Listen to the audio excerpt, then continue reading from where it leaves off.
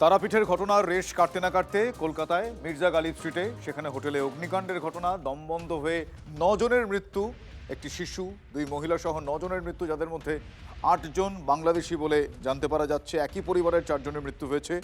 স্বজনহারা পরিবারের প্রতি সমবেদনা জানিয়ে মির্জা গালিব স্ট্রিটে মোমবাতি মিছিল, সেই ছবি আপনাদের দেখাচ্ছি। আমার সহকর্মী সুব্রত রয়েছেন সেখানে। সুব্রত, এই মুহূর্তে ছবিটা একবার দেখতে চাইবো, কি বলছেন তারা একটু শুনতেও চাইবো। দেখো শুভজিৎ, এই মর্মান্তিক ঘটনা, গতকাল মধ্যরাতে যে ঘটনা ঘটেছে, সেই ঘটনায় যারা প্রাণ হারিয়েছেন তাদের আত্মার শান্তির কামনায় এলাকার স্থানীয় ব্যবসায়ী সমিতি এবং স্থানীয় মানুষ তারা এখানে একটি মোমবাতি মিছিল করেন এই মির্জা গালিব স্ট্রিট ধরে, এবং হাতে পুষ্পস্তবক নিয়ে এই যে বিল্ডিং হোটেল, সেই হোটেলের নিচেই কিন্তু এখানে তারা শ্রদ্ধা যাপন করেন।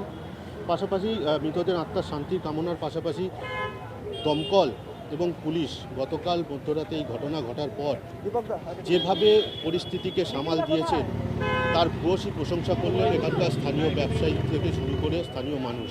তারা বললেন দমকল যদি সঠিক সময় না আসতো তাহলে এই মৃতের সংখ্যা কিন্তু আরও বাড়তে পারত।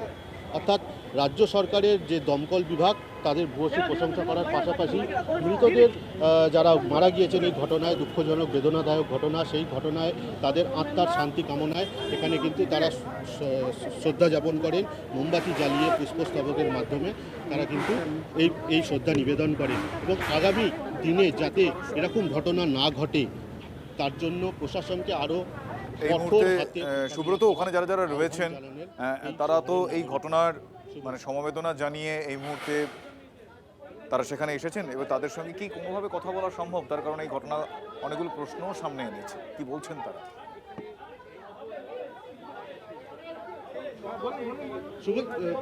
শুভজিৎ, দেখো আমি তোমাকে পাশাপাশি আরেকটা ছবি দেখানোর চেষ্টা করবো। এখানে কিছুক্ষণ আগেই কলকাতা পুলিশের পক্ষ থেকে এই 15 নম্বর মির্জা গালিব স্ট্রিট যে হোটেল বিল্ডিং, সেই হোটেল বিল্ডিংয়ে কি নোটিশ লাগানোর কথা হয়েছে না আপনাদের স্যাররা বলে গিয়েছেন। আমি সেই ছবিটা উনি বললেন, আমার কথাটা শেষ করতে দিন, উনি বললেন আপনারা গিয়ে নোটিশটা ছবিটা দেখে নিন। ছবিটা আপনি চলে এলেন না আমাকে, আমি এখানে চার্জে আছি। একদম সেই ছবি আমরা দেখাচ্ছি মির্জা গালিব স্ট্রিট থেকে একেবারে। শুভজিৎ দেখো সেই নোটিশটা, তোমাকে আমি সেই ছবিটা দেখা। গতকাল মধ্যরাতে কলকাতার এই মির্জা গালিব স্ট্রিটে হোটেলের অগ্নিকাণ্ডের ঘটনায় মৃতদের প্রতি শ্রদ্ধা জানাতে স্থানীয় ব্যবসায়ী সমিতি এবং এলাকার বহু মানুষ মোমবাতি মিছিল করেন এবং ফুলের স্তবক নিয়ে তারা এই হোটেলের পাশে বা হোটেলের নিচে তারা কিন্তু শ্রদ্ধা যাপনের জন্য একটি জায়গা করেন, এবং যেখানে মোমবাতি জ্বালিয়ে প্রত্যেকেই এই 9 জন মৃত ব্যক্তি তাদের আত্মার শান্তি কামনা করেন।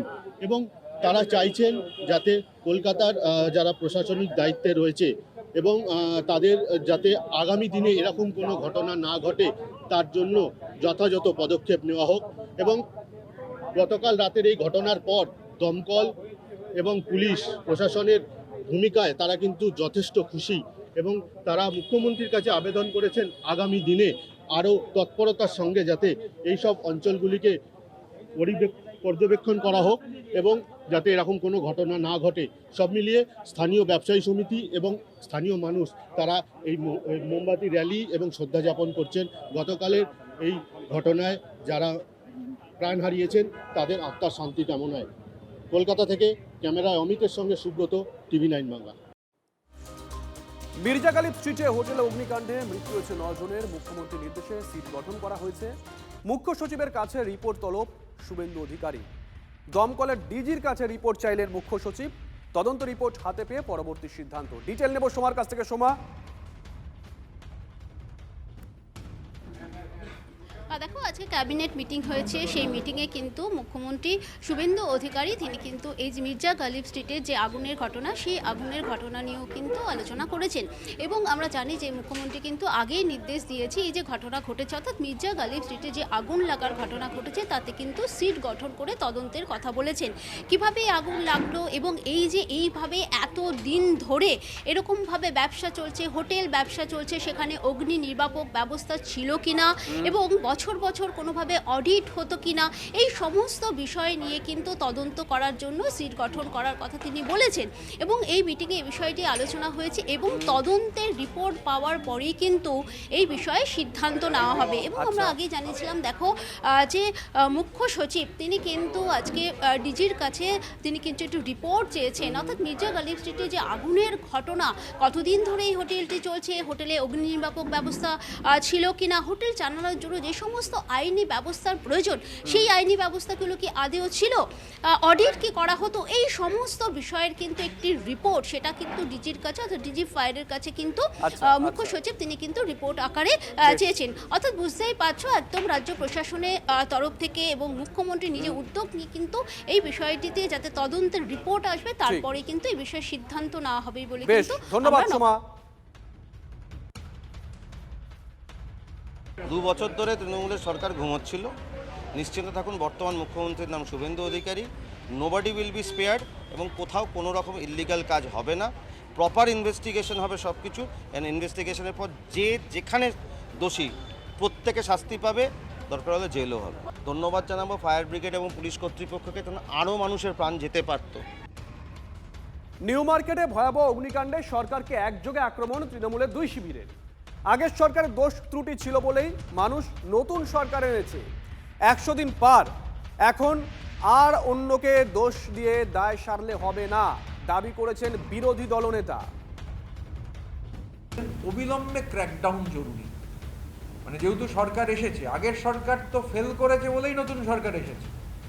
আগের সরকার অন মাল্টিপল কাউন্টস গোলমাল করেছে বলেই নতুন সরকার সুবিধার দায়িত্ব পেয়েছে, মানুষ ভোট দিয়েছেন।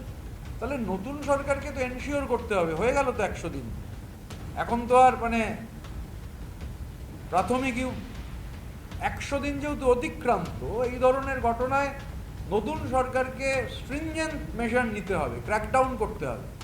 এই ঘটনাগুলো যাতে না ঘটে, আর বা এই ঘটনায় যারা দোষী তাদের আইডেন্টিফাই করতে হবে, প্লেন অ্যান্ড সিম্পল। সদিচ্ছা থাকলেই সুরাহা সম্ভব।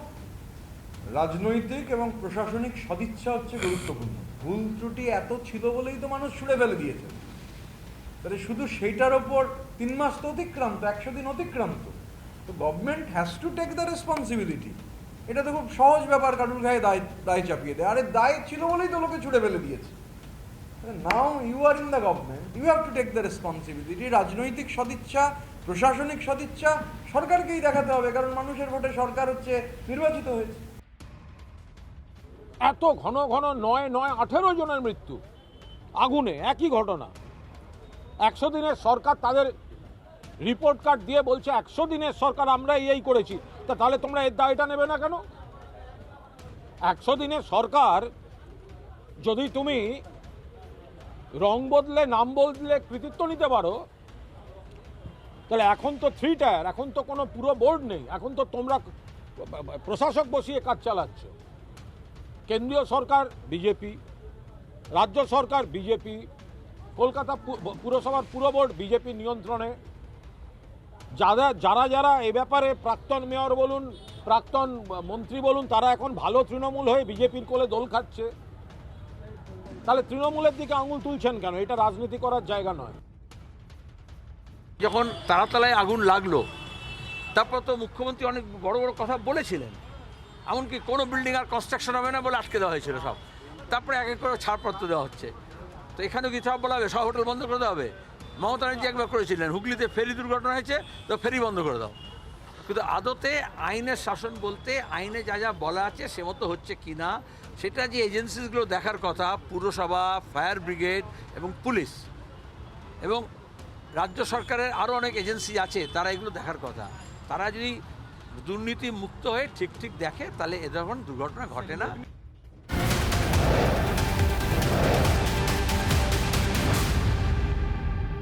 হোটেলে অগ্নিকাণ্ডে 9 মৃত্যুর পর পদক্ষেপ প্রশাসনের। মির্জা গালিব স্ট্রিটের শিখা ইন সহ 10টি গেস্ট হাউস অনির্দিষ্টকালের জন্য বন্ধ করার নির্দেশ কলকাতার পুর কমিশনার স্মিতা পান্ডের।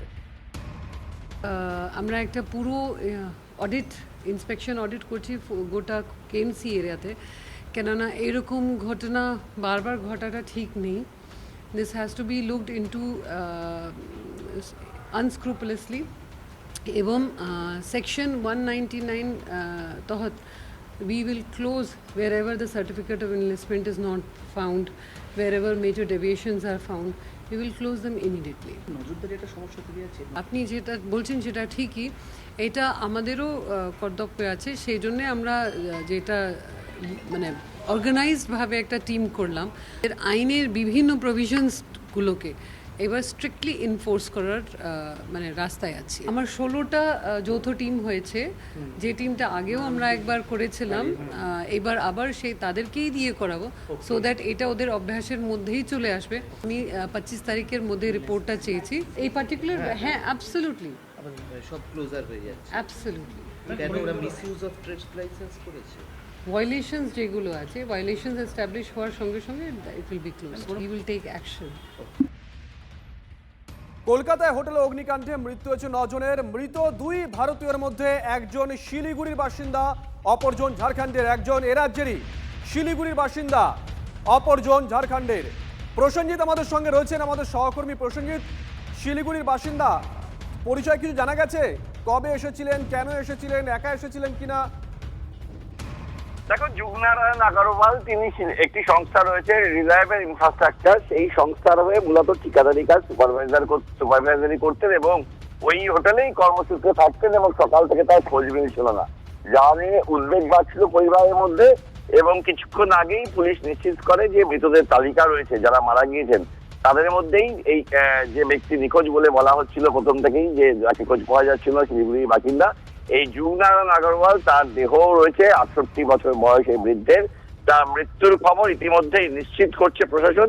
ফলে মৃতের সংখ্যা নয়, এবং তার মধ্যে আমাদের রাজ্যেও একজন এই অভিশপ্ত হোটেলে কার্যত মৃত্যুর মুখে পড়েছেন এই ঘটনাকে সামনে রেখে। নজর থাকবে, নজর রাখো। অন্নপূর্ণা যোজনার টাকা না মেলায় কোচবিহার এসডি অফিসে বিক্ষোভ। যোগ্যরা বঞ্চিত, অযোগ্যরা টাকা পাচ্ছেন, অভিযোগ মহিলাদের। হয়রানির অভিযোগ তুলে বিক্ষোভ কোচবিহারে। তালিকায় নাম থাকা সত্ত্বেও টাকা মেলেনি, দাবি বিক্ষোভকারীদের। কোচবিহার কোতোয়ালি থানার পুলিশ গিয়ে পরিস্থিতি নিয়ন্ত্রণে আনে। পোর্টালের সমস্যার কারণে টাকা পেতে সমস্যা, খবর এসডিও অফিস সূত্রে।